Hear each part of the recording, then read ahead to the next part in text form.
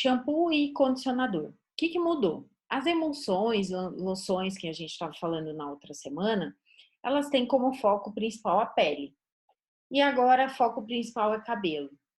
E embora tenha várias características comuns, o cabelo tem as necessidades especiais dele. Então a gente, né, e a principal característica é que ele precisa ser limpo, controle de oleosidade, enfim.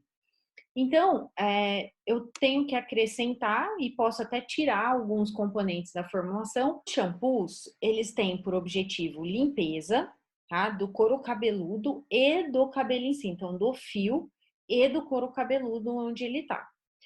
Eles têm que deixar os cabelos soltos, leves, brilhantes e fáceis de pentear. Isso daqui, o cabelo cair, eles chamam no teste de desmaio.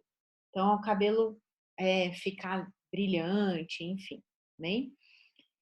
Conferir ordem aos fios sem a eletricidade estática. O mais legal de tudo é não modificar o pH do couro cabeludo. Vocês veem quando compram shampoo, vem lá pH neutro, pH ácido, pH para cabelos tintos, porque isso mantém a saúde do cabelo. Eles têm que ter, além dessas características, enxágue fácil. Quando eu faço uma emulsão, eu não me preocupo se ela vai deixar resíduo ou não. É fácil enxágue. Não pode deixar resíduo. Tem que garantir a penteabilidade, características importantes de um shampoo. Facilidade de aplicação, que a gente garante com a viscosidade. Formação de espuma, não é qualquer espuma, uma espuma que depois garanta volume ao cabelo. E a fragrância, que é uma forma de atrair o público para que ele compre o seu produto. Características finais: estabilidade, economia, inocuidade e biodegradabilidade. Então, uma fórmula básica de shampoo tem que ter o tensoativo, o estabilizador de espuma e alguma coisa para tirar, desengordurar, tá?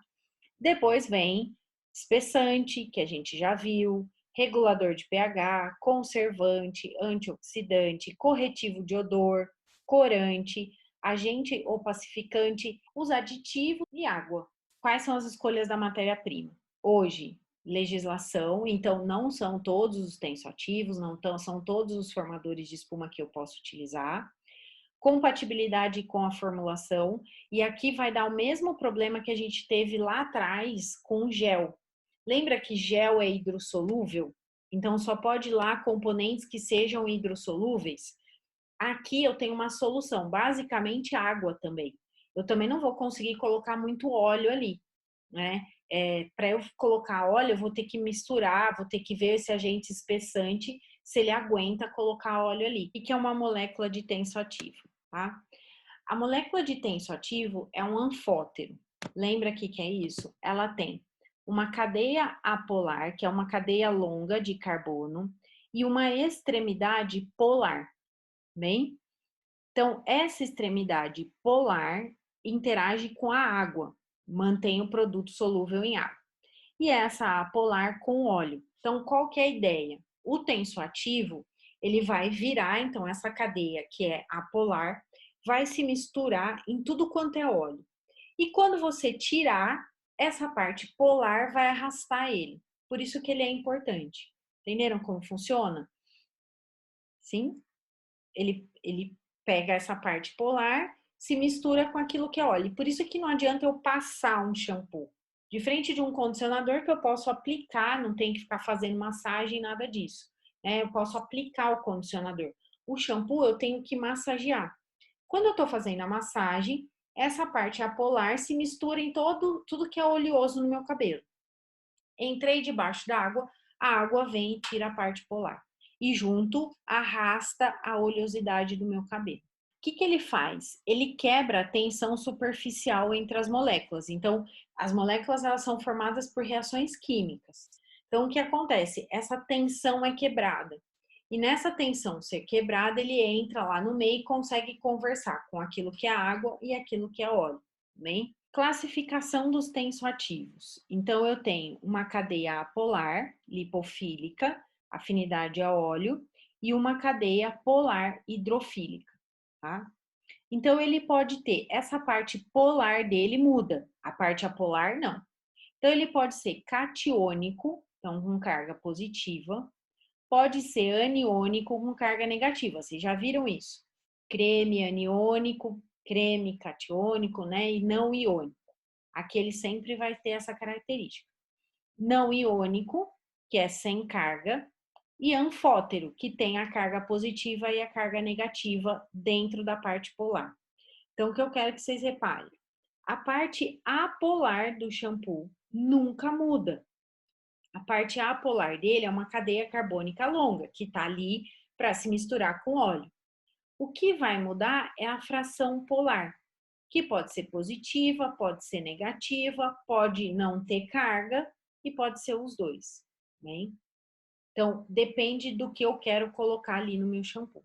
Se eu quero colocar coisas, lembra da história, né? Se eu quero colocar ureia, se eu quero colocar alguma coisa que tenha afinidade, eu tenho que usar uma aniônica. Se não, eu posso usar uma que não tenha carga ou uma que tenha as duas cargas, tá? Principalmente quando eu quero misturar coisas muito diferentes, eu uso isso daqui.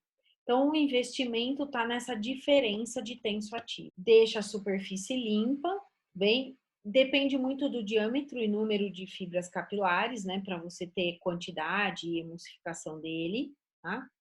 Ele melhora o talo piloso, que é a região inicial, né?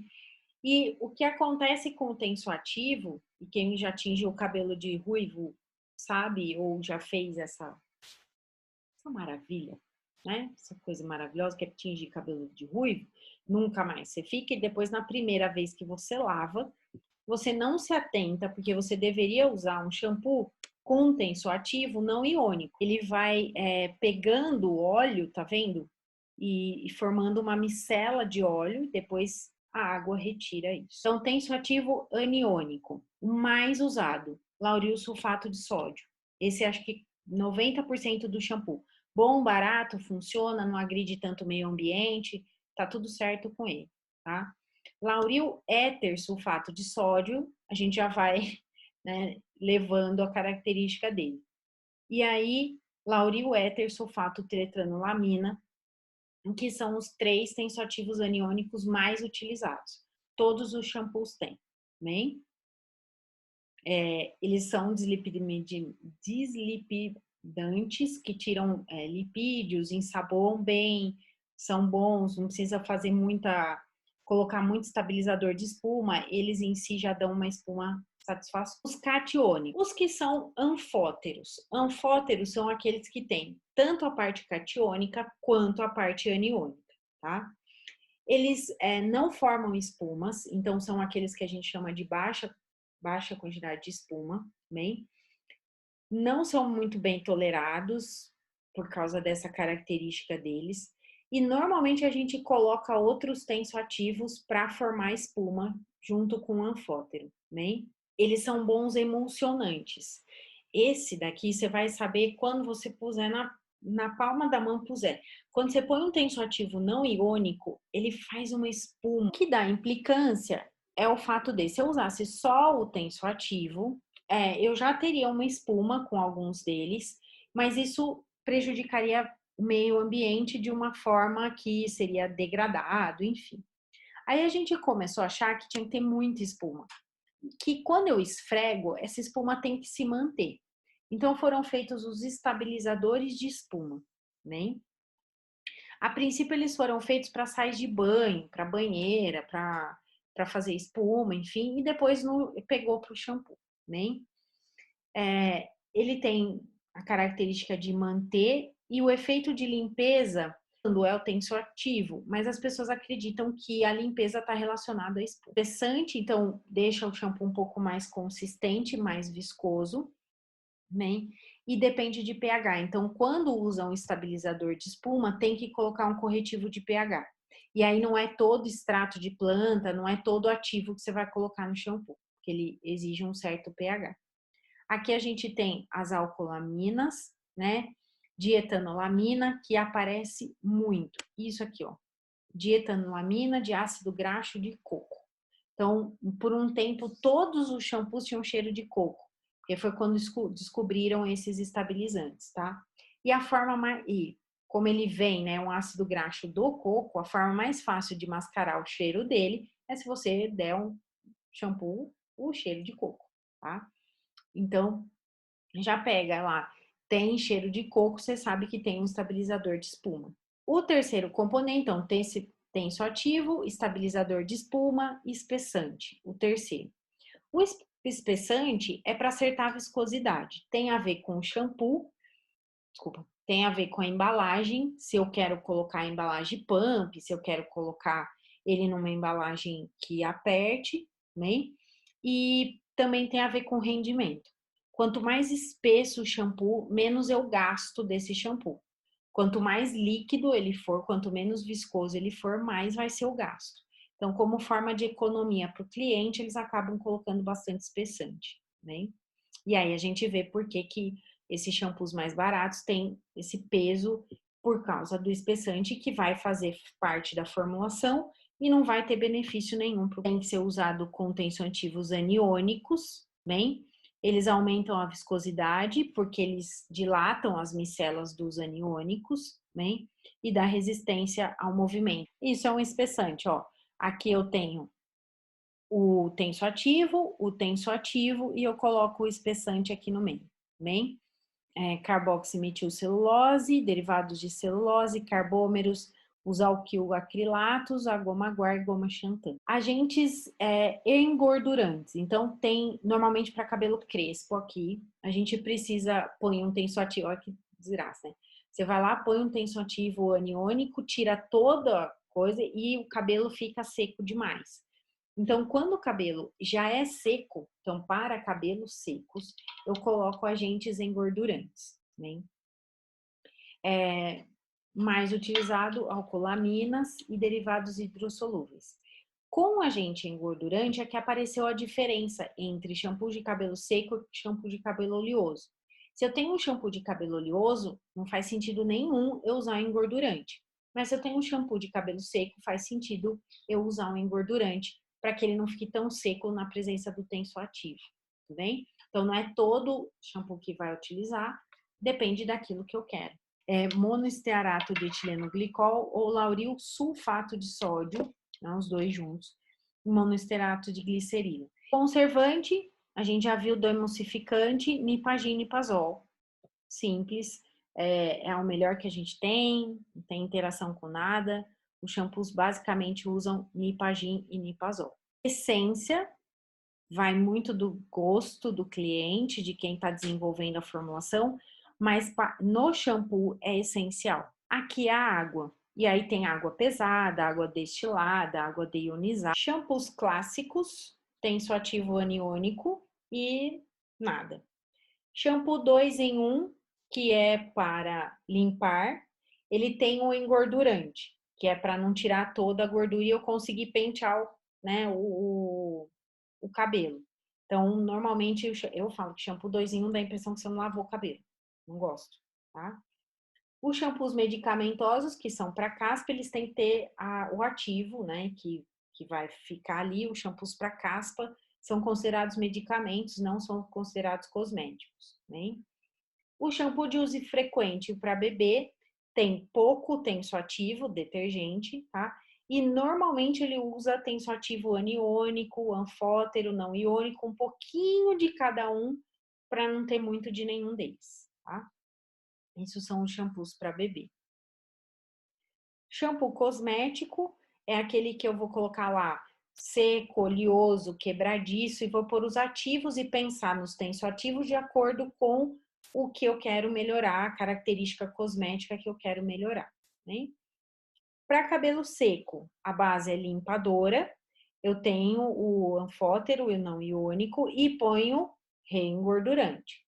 Para o oleoso, eu coloco o melhor detergente que eu tenho, tá? E não coloco, ou coloco muito pouco de reengordurante, porque aí eu tenho cabelos oleosos, tá? E aí, pensando que a gente tem, né, o rebote o óleo também ali. Isso é uma fórmula de shampoo de uso diário, lauril-sulfato de sódio, tensoativo, sobre engordurante, cloreto de sódio, corretivo de viscosidade, ou sal, aqui usado como corretivo de viscosidade, como espessante. Extrato vegetal de babosa, que é o ativo, 2%, né, gente? 25% é tensoativo, 2% é o ativo. Perfume, quantidade suficiente.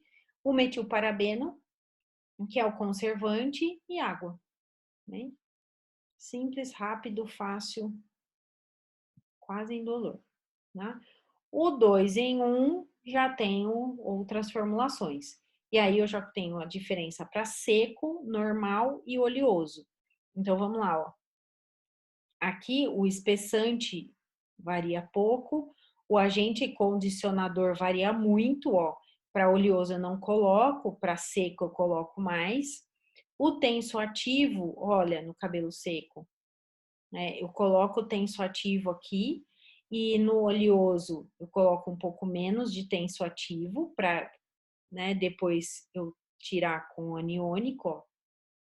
Então é aqui, eu coloquei o suave no cabelo seco e coloquei o aniônico para cabelo seco em maior quantidade. Aqui eu coloco bem mais o aniônico para limpar o cabelo oleoso, né? Perolizante, conservante igual, silicone igual, porque é o que vai dar o toque, e os perfumes em quantidade suficiente. Então, entendam que quando eu faço seco, normal, oleoso, eu mudo a quantidade de tensoativo e a quantidade de reengordurante ou sobregordurante que eu vou utilizar.